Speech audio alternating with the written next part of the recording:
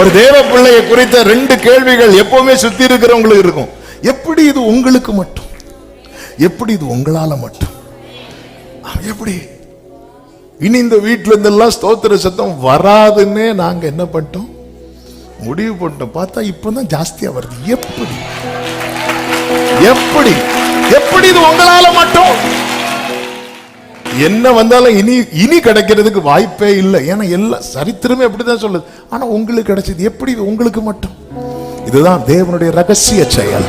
என் கூடாரத்தின் மேல இருந்தது. ஆமென் சொல்லுங்க பார்க்கலாம்.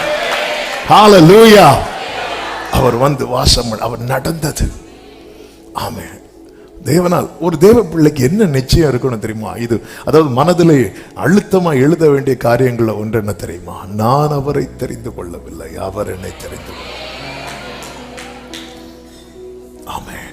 என்னை அழைத்தவரே என்றும் நடத்துவீரே, உங்க கரம் இருக்க. எனவேதான் யோபு சொல்லுகிறான், எனக்கு குறித்திருக்கிறதை அவர் நிறைவேற்றுவார். இந்த பகல் வேளையில உங்க வலது கரத்தை உயர்த்தி, கையில பைபிள் இருந்தா நெஞ்சோடு பைபிளை சேர்த்து வச்சு இப்ப சொல்லுங்க, எனக்கு குறித்திருக்கிறதை அவர் நிறைவேற்றுவார். சொல்லுங்க, எனக்கு குறித்திருக்கிறதை அவர் நிறைவேற்றுவார். சொல்லுங்க, எனக்கு குறித்திருக்கிறதை